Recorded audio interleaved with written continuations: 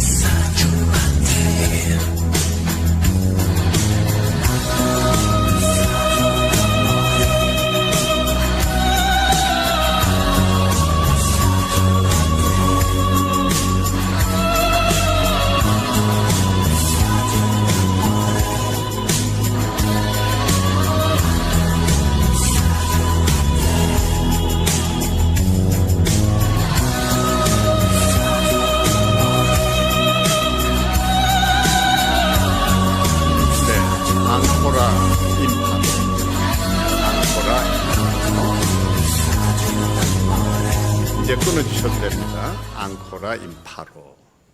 처음 들어보는 생소한 영어일 텐데요. 자, 이제 저는 이 글을 보면서 정말 감동을 받았습니다. 대체 이런 지혜를 담아낸 글을 누가 썼을까? 코로나 기간 동안입니다. 지구를 몇 바퀴 돌고 돌아서 제 손에 이 글이 쥐어졌는데 글을 읽으면서 참 많이 울었어요.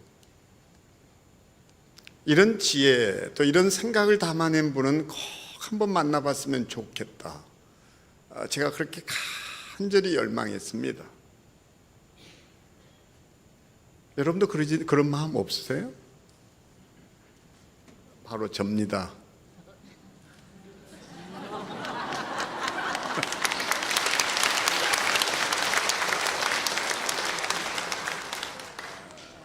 영남대학교에서 저작권도 무시하고 이 글을 돌렸습니다. 그렇지만 용서하기로 했습니다. 자, 이 영상을 보면서 그러면 이 소위 말해서 처복도, 아내복도, 사람복도, 재물복도 아닌 진짜 복이 뭐라고 생각이 드십니까? 복 중에 복은요, 그러니까 코로나가 가져다 준 복이 있는데 그게 뭔 줄 아세요? 전화위복입니다. 이 정도면 막 박수를 칠 줄 알았거든요.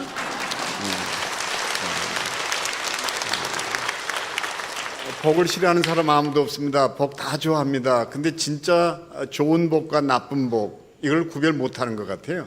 진짜 복 중에 복은요, 전화위복입니다. 아멘.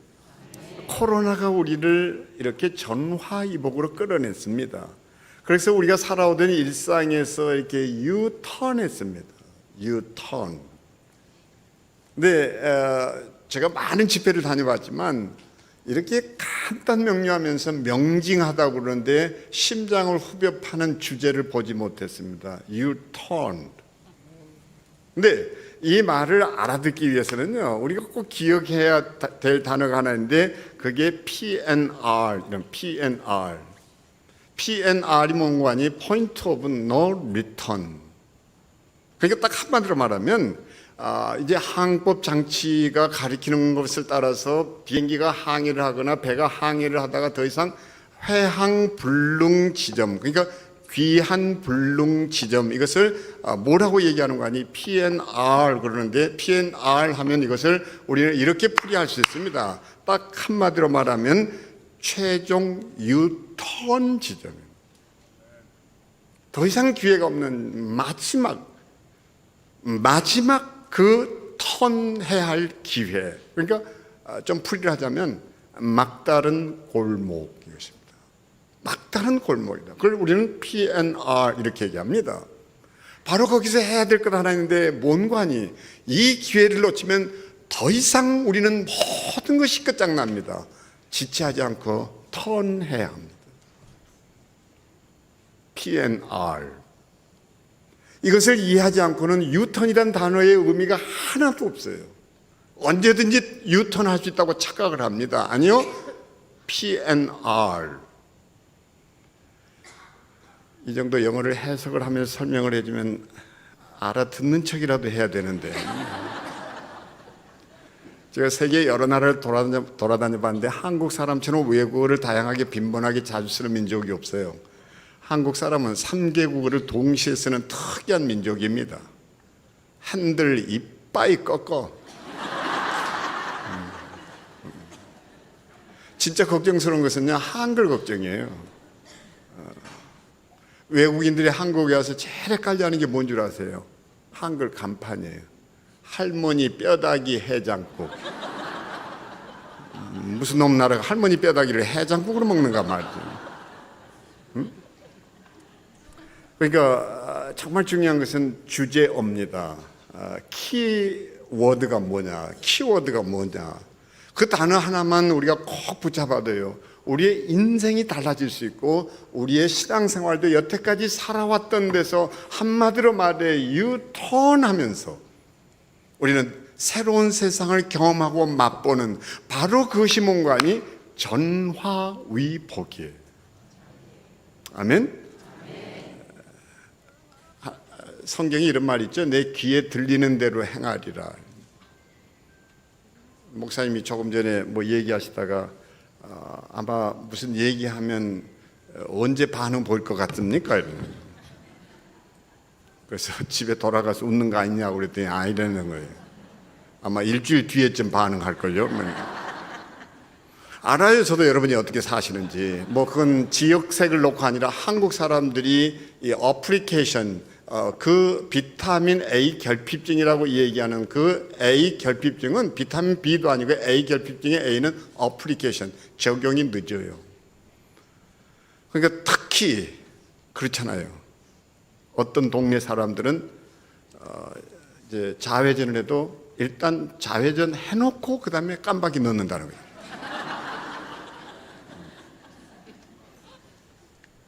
제가 이제 이틀 동안 뭐 집회를 하는 거잖아요. 그러니까 편안하게 좀 얘기를 하겠는데 아침마당에 나갔을 때 깜짝 놀랐던 것은요, 다른 것이 아니에요.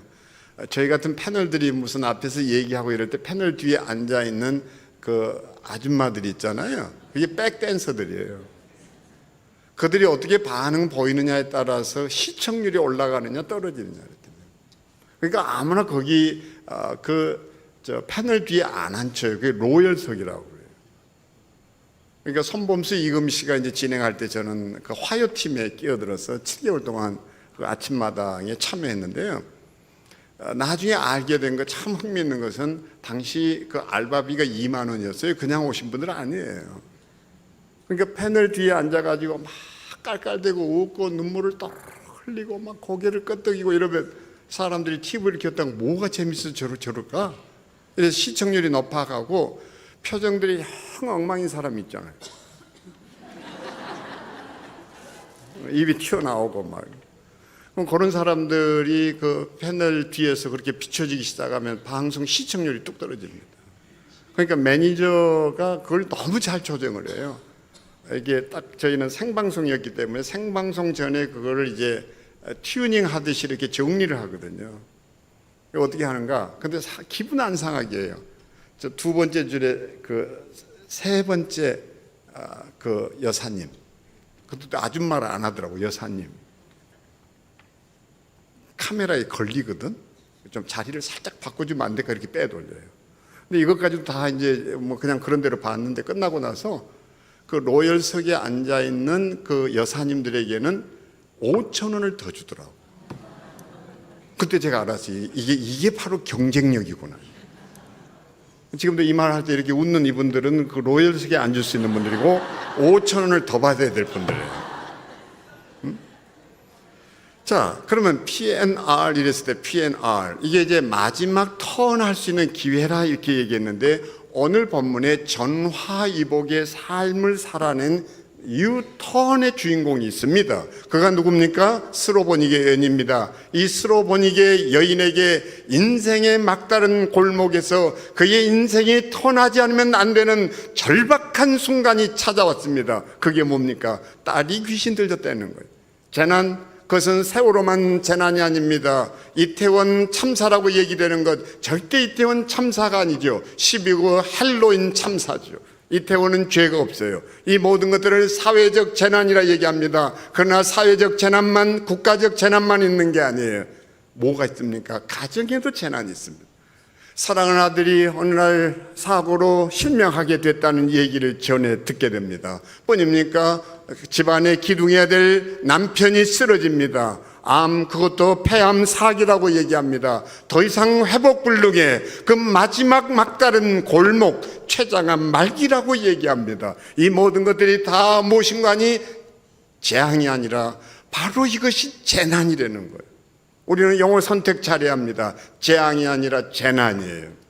재난은 그래서도 가정에 있습니다. 그런데 딸이 귀신 들렸습니다. 그냥 귀신 들린 거 아닙니다. 성경은 뭐라고 얘기하고 있습니까? 흉악한 귀신 들렸다. 그러니까 이것을 막연하게 해석하면 안 됩니다. 암 말기라고 얘기해야 돼요. 회복 불능의 상태입니다. 턴하지 않으면 안 되는 막다른 상황 속에서 이 여인이 예수를 찾습니다.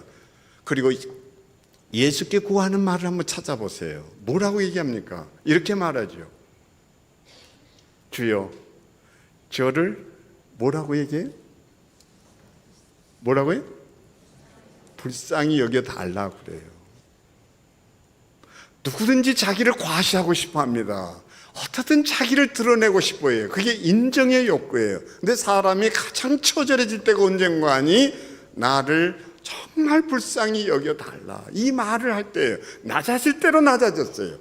그게 여러분이 얘기하는 섬김 얘기할 때 겸손일 수 있어요. 정말 인생이 마지막 순간 납작 엎드린 장면입니다. 그가 낮아져서 이렇게 얘기합니다. 나를 불쌍히 여겨 주소서.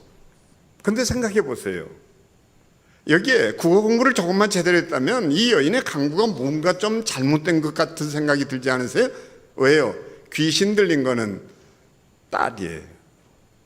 근데 내 딸이 귀신 들렸어요. 흉악한 귀신 들린 거 보이지 않나요? 내 딸 좀 불쌍히 여겨주세요. 이렇게 얘기해야 되는데 귀신 들린 건 딸인데 왜 나를 불쌍히 여겨달라고 그럽니까? 여기에 인칭에 문제가 있어요. 인칭에.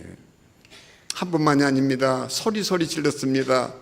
그러다가 결국은 제자들이 뭐라고 얘기합니까? 더 이상 견디지 못해서 업무를 보는데 장애가 생겼습니다. 그래서 예수께 간청을 합니다. 여인을 대신해서. 저 여인이 저토록 소리를 지르오니 어떻게든 손을 써서 좀 돌려 보내주면 안 될까요? 이거예요. 제자들의 눈에 보기에도 좀 불쌍했을 거예요. 근데 예수께서 뭐라고 얘기합니까? 내가 이스라엘의 어린 양을 돌보기에도 무척 바쁘단다고 거절해버립니다. 근데 이때 이 여인이 뭐라고 얘기합니까? 주여, 저를 도우소서. 저를 도우소서. 이게 무슨 얘기예요? 저 아이를 도우소서 이 얘기 절대 아니거든요. 내 아이 좀 도와주세요 이거 아니거든요. 누구를요? 나를. 영어로 읽어보면 금방 알아요. help us도 아니에요. help me. 나를 도와달라는 거예요. 어떻게 해서 이 여인은 이런 강구를 하고 있을까요? 한번 생각해 보십시오. 우리의 삶이 방금 영상에서 본 대로 기생충 중에 기생충이 뭡니까? 그게 대충이에요. 우리는 대충 살았어요.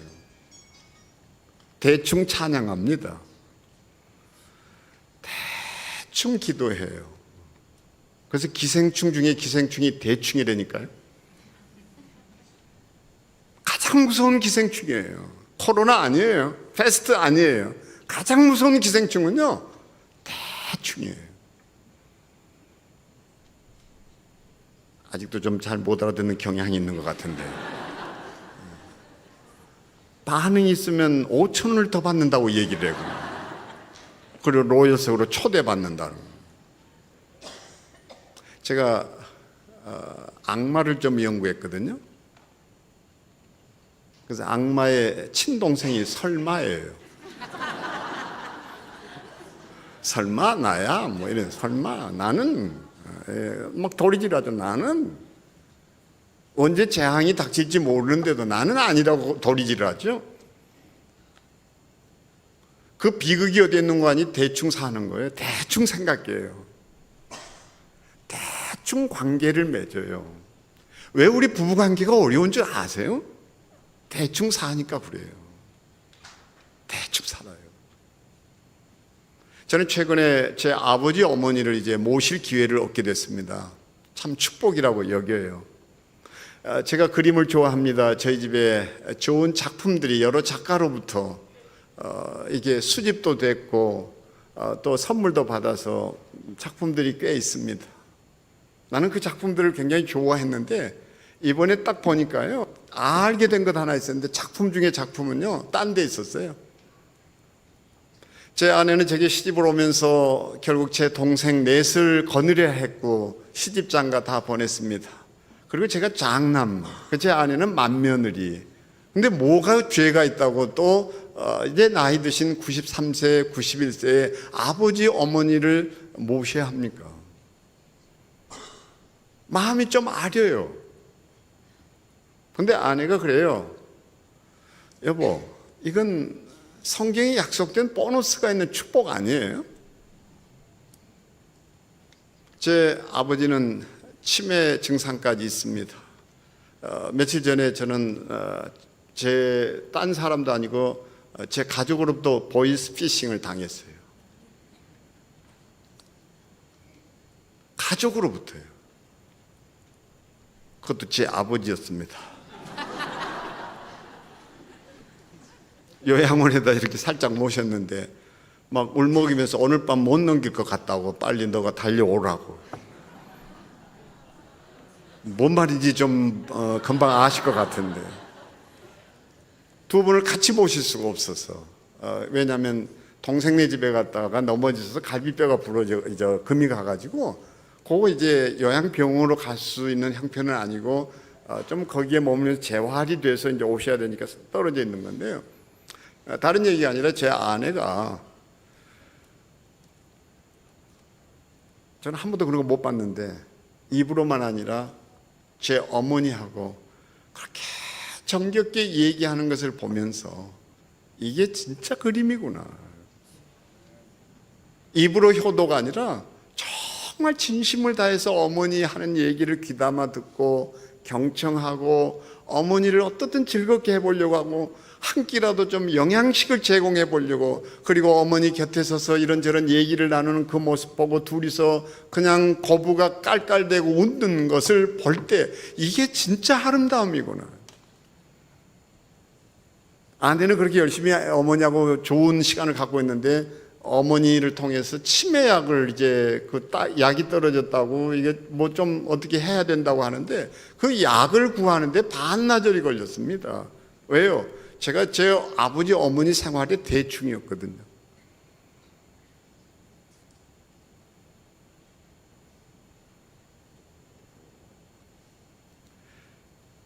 여러분은 어떻게 사세요? 그래서 노년에 이제 부양일기를 쓰고 있는데, 다시 말하면 육아일기를 쓰듯이, 육아일기는 제 아내가 아이들을 키우면서 썼고 이번에 제가 부양일기를 써야 되겠다고 해서 매일 일기를 써내려가고 있는데요, 알게 된 것 많아요. 그게 뭔가 하니 적어도 아버지 어머니를 안다는 것은 대충 알면 안 되는구나 말이죠. 노년의 심리를 알아야 되고, 그리고 아버지 어머니가 무슨 약을 드셨는지도 알아야만 이런 고통 없겠구나. 그리고 진짜 잘 모신다는 게 뭔지 알아야 되겠구나. 어쨌든 중요한 건 우리 모두 삶을 살아도 대충, 신앙생활도 대충, 이 대충을 내던지게 만드는 것이 우리 가정에 찾아온 재난입니다. 우리는 이것을 뭐라고 얘기하는가? P&R이라고 그래요. 마지막 유턴의 기회. 근데 바로 그 기회가 찾아오면 누구나 바뀌는 것 하나가 있습니다. 그게 뭘까요? 그게 다른 것이 아니라 절박함이에요. 간절함이에요. 절박함이 우리에게 전화위복을 가져다 줍니다. 그것이 우리 인생을 회복불능에서 치유로 이끌어냅니다. 그러니까 여전히 같은 시간을 살면서도 이 순간이 어떤 사람에게는 정말 간절함으로 채워지는 절박한 순간이 될 수 있습니다. 그때 죽음도 삶도 모두 다 3인칭이 아니라 2인칭과 1인칭으로 바뀝니다. 이게 중요합니다. 그 유턴은 우리를 3인칭의 삶에서 2인칭과 1인칭의 삶으로 바꿔주는 거예요. 그러니까 이 여인에게는 어떻습니까? 귀신 들린 것이 딸의 문제가 아니에요. 이런 딸을 놓고 내가 도무지 살 수 없어요. 제발 나를 이 고통, 이 시련, 이 아픔에서 터나게 도와주세요. 오늘 밤 저는 여러분이 그 간절함의 축복을 누리기를 바랍니다. 세월호 사건 3인칭의 죽음입니다. 다 있습니다. 그들이 죽었어요. 가까운 지인이 사고를 당했다는 얘기를 듣습니다. 가까운 지인이 또 장례를 치르게 됐다는 얘기를 듣게 됐습니다. 학교부터 그렇게 친했던 단짝이 죽었다는 얘기를 듣습니다. 그때 그 죽음이 2인칭이에요. 근데 우리는 왜 대충 살게 되는가? 늘 3인칭으로만 사니까 문제예요. 이 여인의 놀라운 점은 3인칭으로 그 아이를 불쌍히 여겨달라, 저 아이를 어떻게 해달라가 아니에요. 주여 나를 불쌍히 여겨주소, 나를 도와주소서요. 오늘 밤 우리의 간구가 있다면 다른 것이 아닙니다. 주여 나를 도우소서, 주여 나를 불쌍히 여겨주소서. 그 3인칭을 1인칭으로 전환하는 힘, 그것이 유턴의 힘인 것을 놓치지 않게 되기를 바랍니다. 그래서 어떻습니까? 올림픽에 가보면요, 저는 올림픽 출전은 못했는데 그래도 세계 정상에는 한번 올라야 한다는 생각이 있고, 국제대회는 꼭 한번 가서 우승해 본 정상의 트로피를 쥐어보는 경험이 있어야 돼요. 저는 그래서 국제 북극곰 대회에서 우승했습니다. 마라톤 완주 2번 했습니다. 철인 3종 경기 2번 출전했습니다.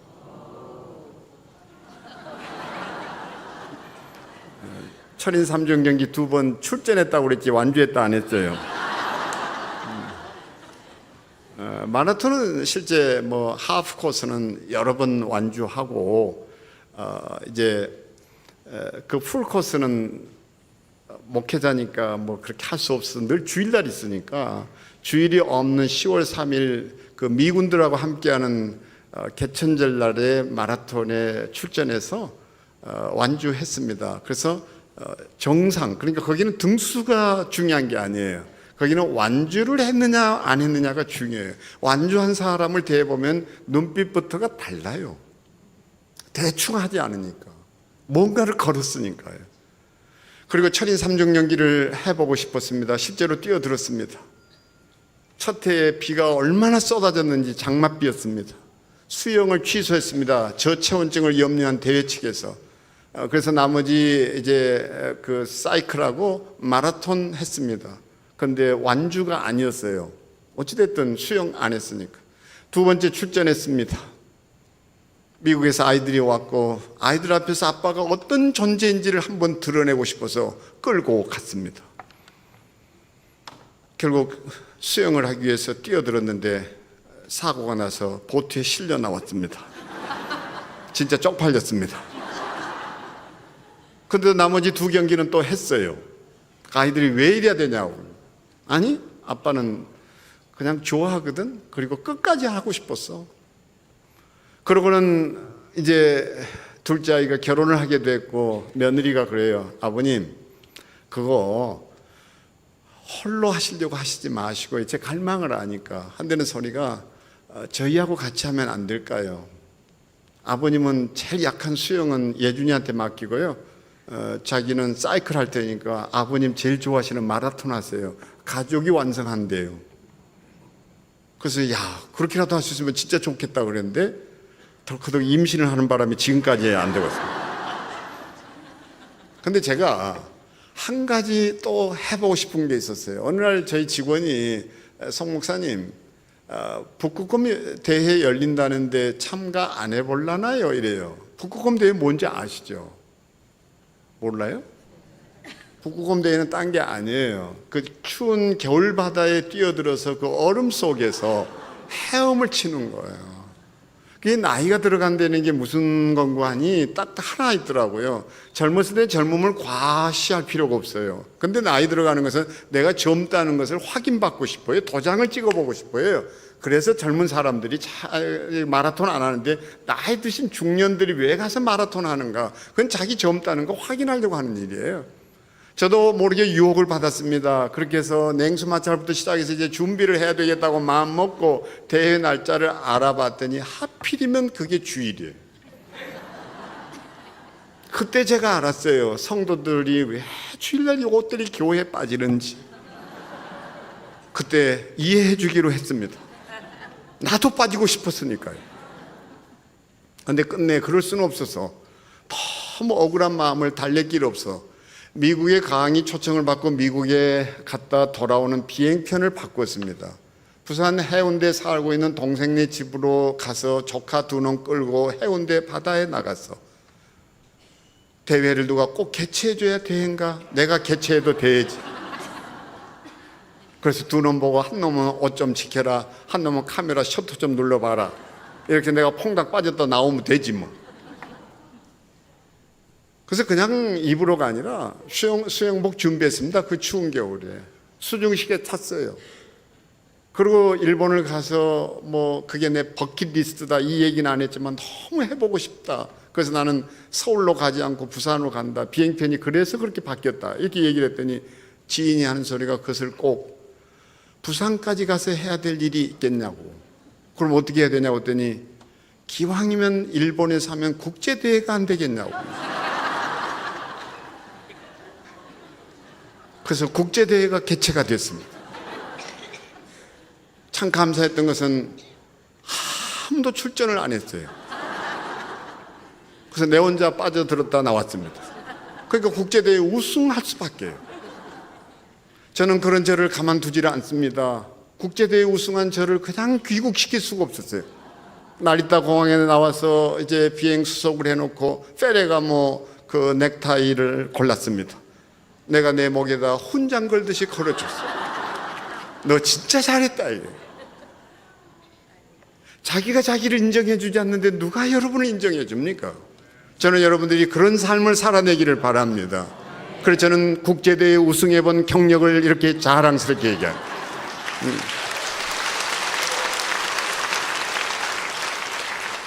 그래서 올림픽에는 못 갔지만 저는 제가 개최한 국제대회에서 우승했다 이거예요. 근데 오늘 얘기가 다르게 흘렀는데 그 올림픽에 출전한 선수들을 보면요 참 놀라운 것은 그 선수들의 실력이 너무 비슷비슷해요. 근데 아세요? 금메달, 은메달, 동메달의 색깔은요 실력으로 결정되는 거 아니라는 거. 뭘까요? 간절함입니다. 간절함이에요. 하나님은 우리에게 P&R을 통해서 그 간절함을 선물하고 싶어 하십니다. 그것이 우리에게 전화이복을 가져다 주는 하나님의 선물인 거 놓치지 않게 되기를 바랍니다.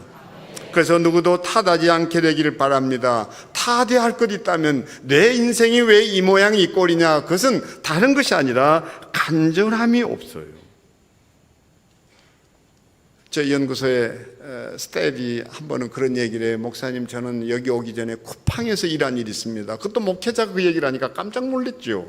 아니, 무슨 밤에 대리 기사라든지 이렇게 택시 운전은 얘기를 들어봤지만 쿠팡은 거기 어떤 데 그런 데 가서 일을 했어? 그랬더니 얘기를 꺼내는데 너무 처절해요. 너무 처절해요. 그 더운 여름에 선풍기 하나 틀지 못한 채 남들은 다 잠들어 있을 그 밤에 비가 주룩주룩 쏟아지는 것처럼 땀이 흘러내리는데 그 열악한 환경에서 일을 해야 했다는 거예요. 왜? 이랬더니 돌아온 답이 그래요. 목사님, 제게는 그게 생활이 아니라 생존이었거든요. 생존이었거든요.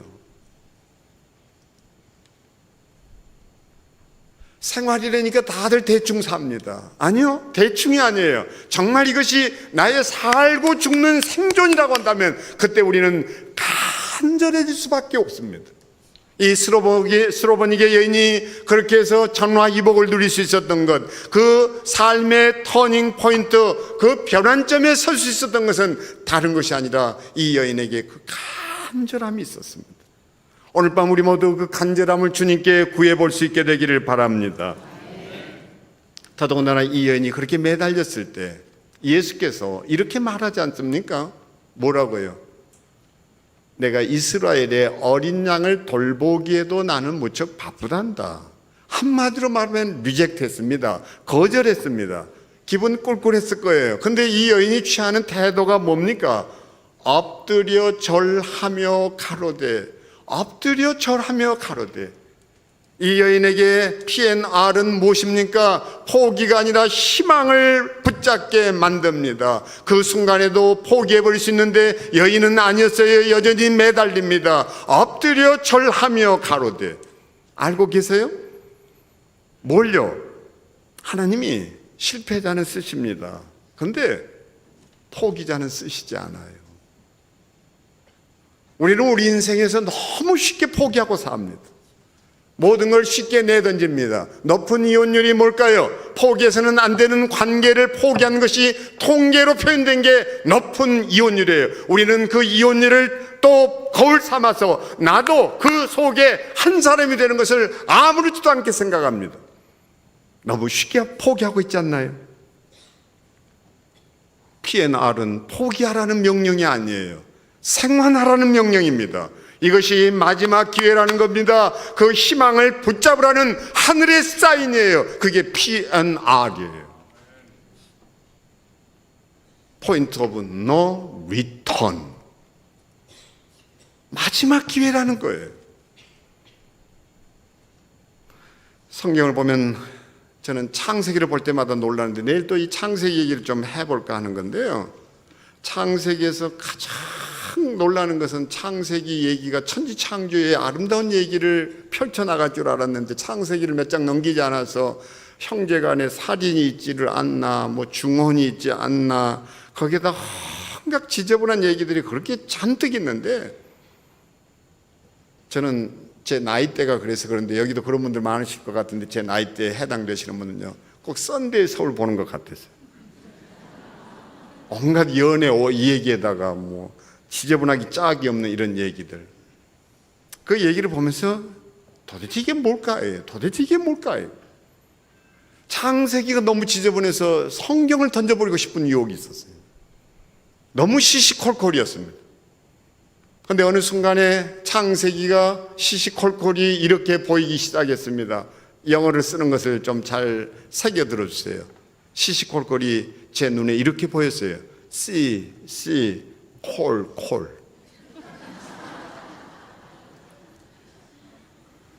역시 훌륭한 목사님 밑에서 신앙생활하는 여러분들의 수준이 대단히 높다는 것에 안도합니다. 결국 목사님 분량만큼이에요, 교회는. 그러니까 아무렇게나 그런 용어 안 쓰죠. 예? 온갖 새로운 이 언어들이 이렇게 막 춤을 추는 것 같은데 그걸 우리는 뭐라고 얘기하는 거 아니? 조어력이라고 그럽니다. 조어력. 말을 조합하는 능력이에요. 이게 상상이 없는 사람은 절대 만들어내지 못합니다. 그래서 우리 직원이 함께 동행을 했는데 교회를 찾다가 이상한 이름 앞에 이게 교회가 아닌가 보다 이랬어요. 무슨 말인지 아시죠? 무슨 섬요? 저도 지금 헷갈려요.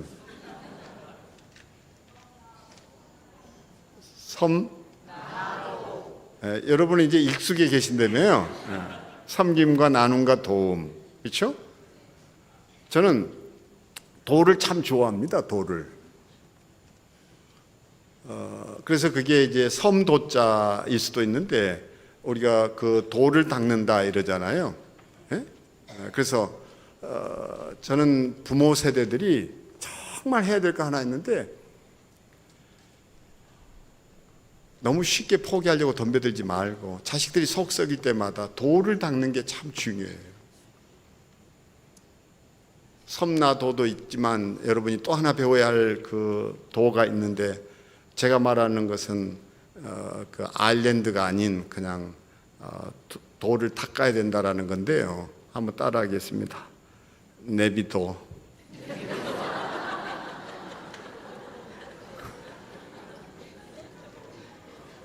지금 여기 찬양단 그 폐에 있는 저 앞에 있는 네 분은 그 5,000원 오늘 더 받으실 겁니다.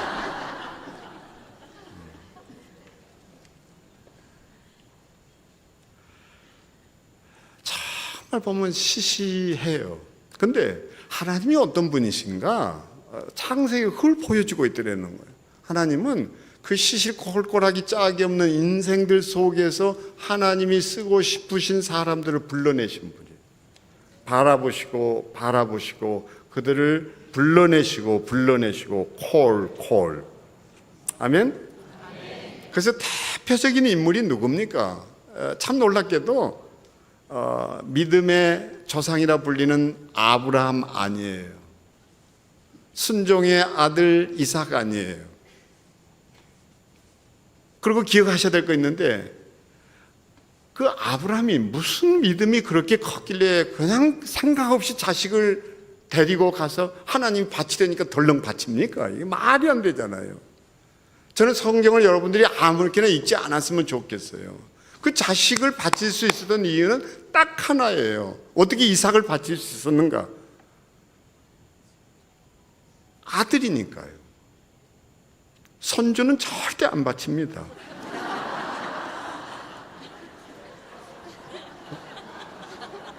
조금 헷갈리기 시작하는 것 같은데. 제가 여기 집회 들어서기 전에 손녀한테서 전화가 왔어요. 저녁을 먹다가 할아버지 보고 싶다고 전화를 걸어왔거든요. 그래서 살짝 나가서 받았습니다. 목사님하고 앉아있다가요. 근데 절대로라도 너 손녀 은유 바칠래? 그러면 저 절대 안 할 거예요. 근데 지금 그 손녀를 낳은 둘째 놈 자식 그거 바쳐봐라 그러면 예, 데려가세요 빨리 이러고.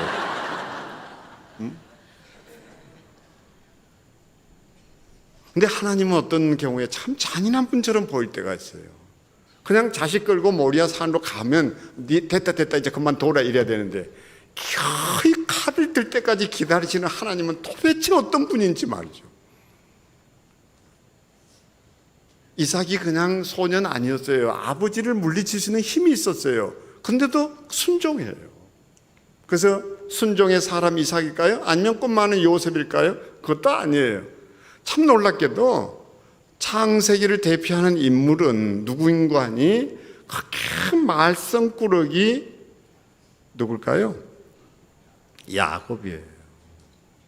그래서 호세아는 이렇게 증언합니다. 너희는 너희 조상 야곱의 삶을 되풀이할 참이냐? 그는 죄를 짓고 아람으로 도망쳤다. 출세를 위해 영혼까지 팔았으며 배신과 사기로 성공했다.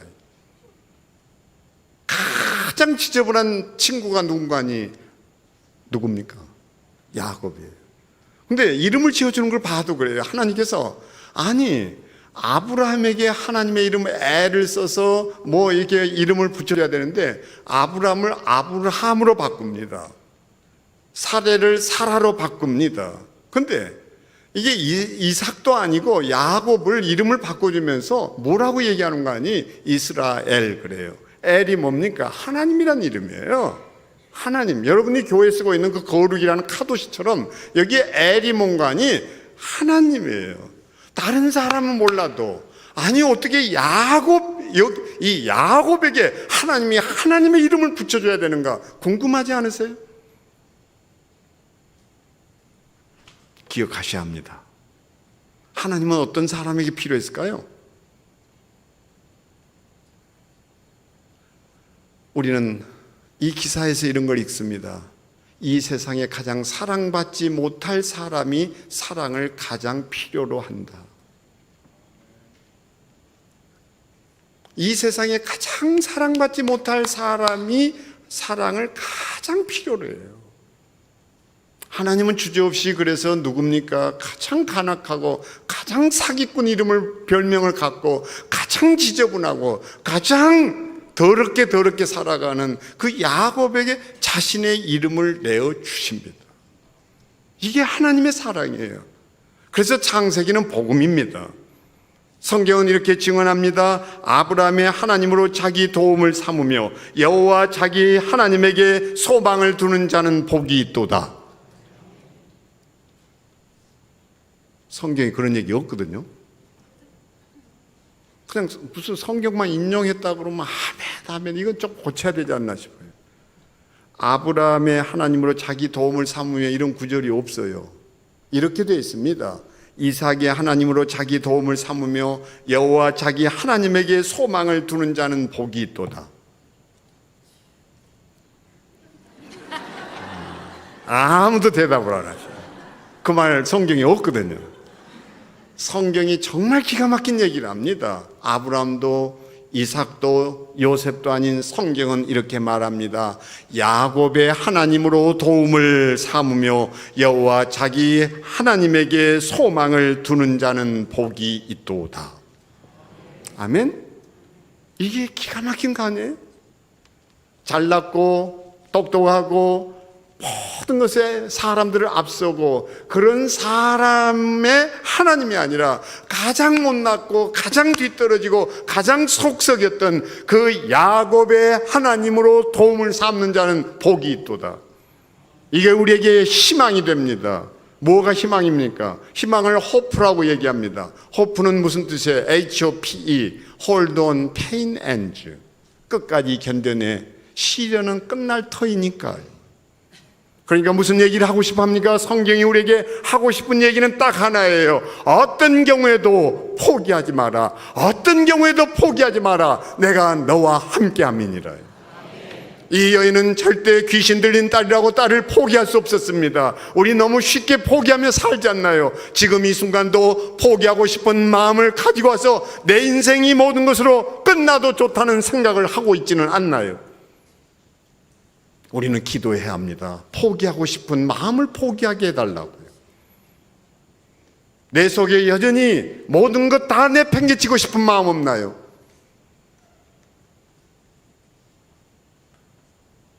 P&R은 포기하라는 게 아니라 회항하라는 거예요.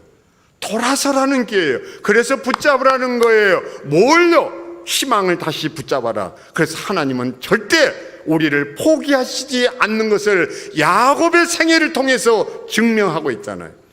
오늘 그 이야기를 이 스로보니게 여인이 보여주고 있잖아요. 귀신 들린 딸이라고 포기할 수 없었습니다. 다른 사람은 다 포기해도 포기할 수 없었던 이 여인, 그 심정으로 우리도 희망을 붙잡아야죠. 영상 하나 보겠습니다.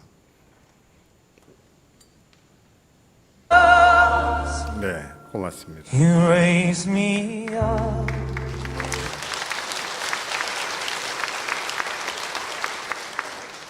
맹일 에드먼드는 금메달은커녕 은메달, 아니 동메달도 따지 못한 노메달리스트입니다. 그러나 아무도 그를 향해 비난을 퍼붓거나 손가락질하지 않았습니다. 메달리스트보다 더 그에게는 영예스러운 스포츠 영웅이라는 칭호가 붙었고, 그야말로 스포츠와 올림픽 정신을 세상에 알린 유명인이 됐습니다. 우리에게 더 이상 등수는 중요하지 않습니다. 여러분은 어떤 인생을 살기를 원하십니까? 내 자녀가 어떤 자녀가 되기를 원하고, 내 남편, 내 아내가 어떤 사람이 되기를 원합니까? 하나님이 우리를 포기하지 않으셨듯, 아니 더 구체적으로 야곱을 포기하지 않으셨듯, 야곱 못지않은 우리를 절대 그분은 포기하지 않으시고 하나님의 거룩한 이름 애를 지금도 붙여주셨습니다. 그게 성도입니다. 내 가족이 지쳐있을 때 우리도 그 마음으로 유턴하는 밤이 오늘이 되기를 바랍니다. 그렇게 해서 간절히 매달리는 여인에게 예수께서 하신 말씀이 조금 거칠어 보입니다. 자녀의 떡을 취하여 개들에게 던지는 것이 마땅하지 못하다. 이 말을 요즘 말로 얘기하면 너는 개, 니은, 여, 니은 아니냐 이 얘기예요. 이제 여러분이 반응이 적으니까 핸드폰 음이 저렇게 대신 노래하고 있습니다. 그렇잖아요? 너는 개 같은 여자 아니냐. 당시 이방 계집에게 취할 수 있는 보통의 언어였다 해도 굉장히 모욕감을 느꼈을 것입니다. 여러분 같으면 어떻게 했을 것 같습니까? 그렇잖아요? 저는 여기에서 소위 말해서 P&R은 우리를 어디로 끌어내는가? 다른 것이 아니라 서늘한 인내심, 냉정으로 우리를 끌어냅니다. 그게 무슨 얘기일까요? 우리는 열정과 냉정의 균형을 이루어 살아야 되는데, 첫 열심은 누구에게나 있어요. 신앙생활하면 처음에 십자가 보고 많이 웁니다. 10년, 20년이 지납니다. 십자가 보고 어떤 감동도 찾아오지 않습니다. 그래서 러시아 형식주의 문학 이론에 이런 것 있죠. 바닷가에 사는 사람, 바닷가에 사는 어부는 끝내 파도 소리를 잃어버린다고요. 교회당에 들어섰을 때, 이게 처음 입당했을 때 여러분 얼마나 감격하고 울었나요? 새로운 영상이 시작됐을 때 얼마나 감동했나요? 근데 지금은 그런 감동이 있나요?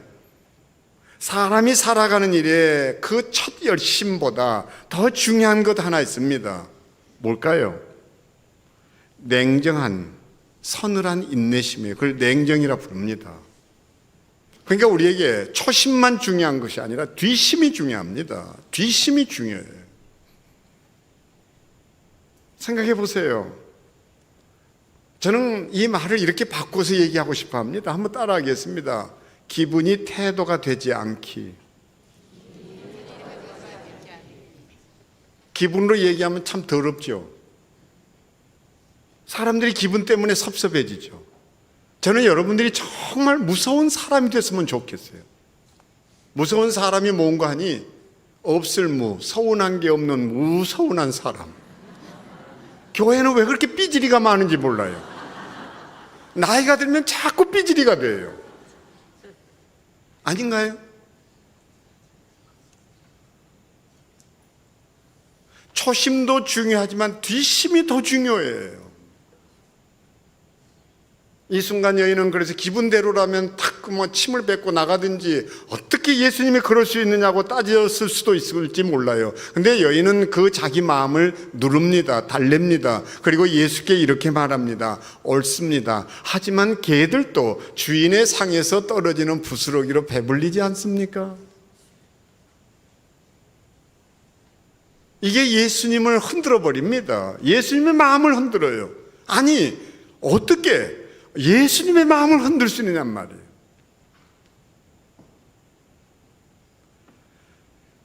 제가 좋아하는 그 유현준 교수는 어느 날 책에 이런 그 얘기를 건네줬습니다. 남대문은 오래된 나무가 쓰였기 때문에 문화재가 아니라 그 건축물을 만든 생각이 문화재인 것이고 그 생각을 기념하기 위해서 결과물인 남대문을 문화재로 지정해 준 것이다.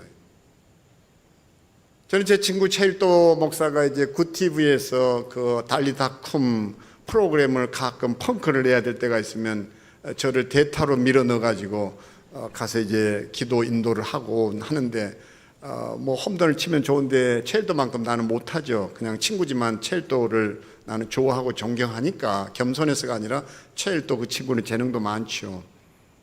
근데 갈 때마다 가기 싫어지는 이유가 하나 있는데 죄다 기도가 무슨 기도인가 하니 다리 분질러졌다 뭐 폐암이다 뭐 맨날 이런 기도만 해요.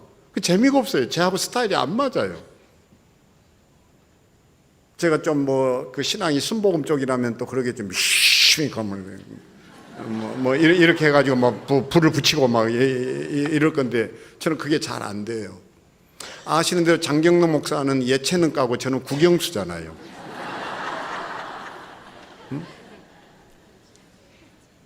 근데 참 아쉬운 것 하나 있는데 뭐가 아쉬운 거 아니? 이런 기도를 좀 해볼 수 없을까 하는 것. 하나님 제게 생각을 주시되 문화재급의 생각을 주시면 안 되나요? 오늘 밤 이런 기도 좀 한번 해볼 수는 없을까요? 하나님이 마음에 드는 사람에게 슬기와 지혜를 주신다고 그랬어요. 그리고 땀 흘려 일한 사람들의 그 재물을 죄다 갖다 줄 거다. 내가 열심히 뼈 빠지게 땀 흘릴 일이 없더라고요. 하나님 마음에만 들면 되던데요. 그러면 열심히 일 시켜가지고 내한테 다 갖다 주겠다는데 뭘. 근데 하나님이 마음에 드는 사람이 어떤 사람일까 보았더니요, 놀랍게도 자기를 돌이키는 사람. 성경에 그렇게 되어 있어요. 자기를 돌이키는 사람, 유턴할 수 있는 사람, 그리고 겸손한 사람. 그래서 구약시대에도 놀라운 것은 이 방송 내보내지 않았으면 좋겠어요. 구약시대에도 그 하나님이 정말 싫어했던 종교가 하나 있었는데 원불교였어요. 너무너무 싫어했어요. 원불교. 왜 반응이 없어요? 그러면 좀 얘기를 하지. 하나님이 원불교를 싫어했고 그때도 원불교가 있었다니까요. 우리 토속 종교 아니에요. 그때도 이미 있었어요. 원망, 불평, 교만. 이게 지금 목사님 어법이에요. 지금 하도 조를 많이 해가지고 들어오면서도 헷갈렸어요. 하나님이 정말 싫어하는 게 원망하는 사람이에요. 불평하는 사람, 교만한 사람. 근데 하나님이 정말 마음에 드는 사람은 겸손한 사람이에요. 돌이키는 사람이에요. 돌이키는 게 뭐예요? 턴하는 사람. 할렐루야. 우리는 기도해야 합니다. 하나님, 제게도 문화재급의 생각을 좀 주세요. 아멘. 저는 그래서 긍정적인 사람은 인생에 한계가 없다고 생각합니다. 한계가 없어요. 영어로 얘기하면 리미트, 한계가 없어요. 근데 부정적인 사람은 한계 없어.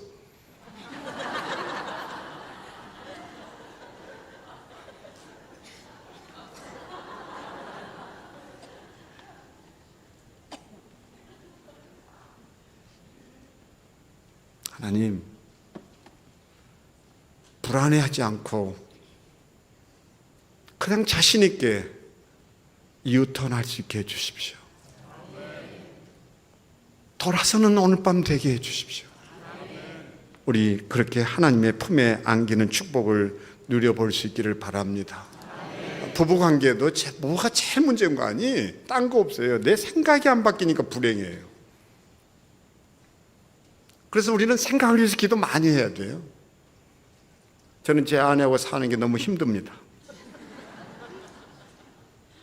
저는 지금도 종달새 형이에요. 제 아내는 올빼미 형이에요. 제 아내는 밤새 부엉부엉 하다가 새벽에 엎어져 자고, 나는 아침부터 일어나서 째째째째째 하고요. 무슨 잠자는 시간만 그런 게 아니라 소위 말해서 MBTI를 해봐도 저는 ESTJ고 제 아내는 INFP고 말이죠. 숟가락도 왜 뒤집어 놓는지를 아직도 이해를 못하고, 치약은 왜 그렇게 아무 데나 주물러 놓는지, 침을 질 흘리고 있고 막. 특히 침대보 그냥 막 그 동굴 만들어 놓고 나올 때면 막 좌절을 하는. 저는 반드시 이렇게 다림질을 해놓고 나와야 돼. 그래서 속으로, 야, 저런 목사님하고 사는 사모님이 정말 피곤하지. 아니, 군대 가보면 다림질이 손다림질이고 모르냐고. 각 잡아서 내놓으면 결국 내가 누울 곳인데 제 안에는 몸만 쏙 빠져나와요. 동굴이 하나 만들어져. 정리정돈 너무 안 돼요. 어디 간다 그러면 화장한다고 막 눈가 뒤집고 막 이런, 화장품 뚜껑이나 뚜껑은 다 열어놓고 막, 그럼 또 열받아가지고 말이지, 그래가지고 몇 시간 후에 집에 들어오면 향 다 날라가고 맹물 찍어 바르지. 비싼 돈 주고 왜 사냐, 왜 사? 왜 사? 확 부어버려? 맹물 부어줄까 그래? 절대 안 고쳐져요. 정말 미치겠더라고. 그 어느 날은 아내 좀 버릇 좀 고쳐보려고 아내를 불러 앉혔습니다. 자, 앉아봐라. 성경 좀 보자. 성경 좀 잡혀줘. 예수님께서 부활하시면서 그 바쁜 중에 뭐 때문에 세마포와 수건을 다 개껴놓고 나올 생각을 하실까요? 당신같이 정리정돈 안 되는 사람, 정리정돈이 얼마나 중요한지, 이게 부활의 첫 메시지다. 당신 부활 믿어? 부활 믿냐고 지금. 그래, 고쳤을까요? 고쳤으면 이렇게 안 떠들어요. 그러던 어느 하나님 이제 뒤통수를 하나 탁 치는데요. 그냥 하는 얘기 아니에요. 정말 제 뒤통수를 탁 때려치는데, 야, 이 자식아, 안 되니까 붙여놓은 거야, 이 자식아. 잘하는 네가 해라 이놈아. 잘하는 네가 해라 이놈아. 그때가 제 인생의 터닝 포인트, 변곡점이었어요. 제가 턴해야 했습니다. 아내 손가락질하고 비아냥대고 또 나중에 버릇 고치겠다고 안 되니까 피는 못 속인다고. 피를 왜 또 건드렸는지. 그럼 아내가 가만히 있어요. 당신 피는 어떻고 또 이래요. 그래서 피는 피를 불러일으키고 집안이 늘 피비린내가 났어요. 내가 바뀌어야 했습니다. 아내가 화장한다고 이러고, 이게 절대 안 바뀌어요. 이러고 있으면 제가 따라다니면서 물었어요. 여보, 이거 다 쓴 거 맞나? 이거 뚜껑 닫는다. 이거 닫아줄까? 이거 닫는다. 그때 제가 생각한 게, 제 아내는 뚜껑 여는 은사 있고 나는 뚜껑 닫는 은사 있다. 이래서 부부가 되게 한 거 아닌가.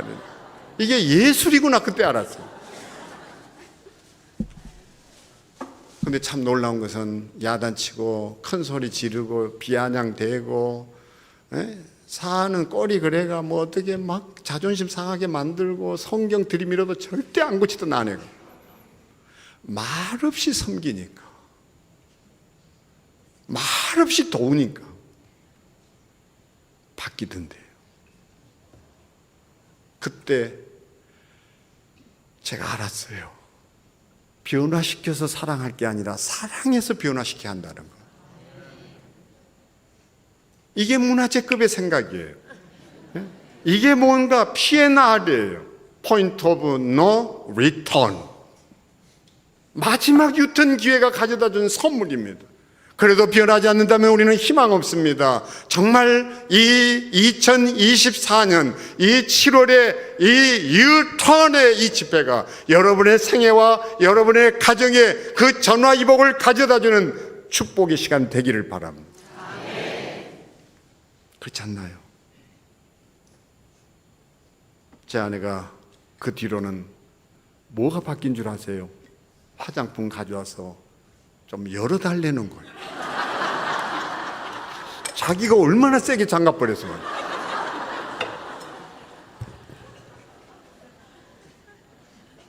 이게 변화의 기쁨인 거예요.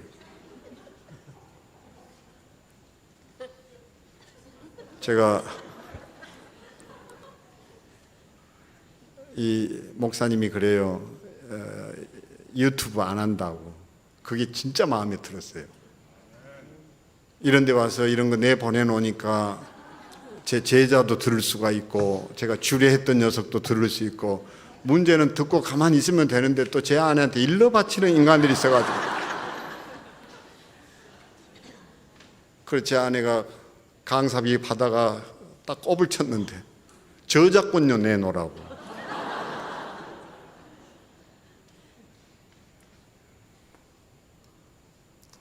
우리 정말 유턴이 뭔가. 하나님은 이런 여인을 그대로 두지 않았습니다. 이렇게 말합니다. 딸아, 네 생각이 각별하구나. 네 생각이 각별하고 네 소원대로 되리라. 네 소원대로 되리라.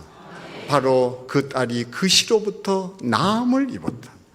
그 가정에 놀라운, 이 딸이 아프지 않았으면 누릴 수 없는, 딸이 아프지 않았으면 만날 수 없는, 딸이 아프지 않았으면 경험할 수 없는 신앙의 신비를 경험했던 이 여인의 전화위복이 우리 속에 있게 되기를 바랍니다.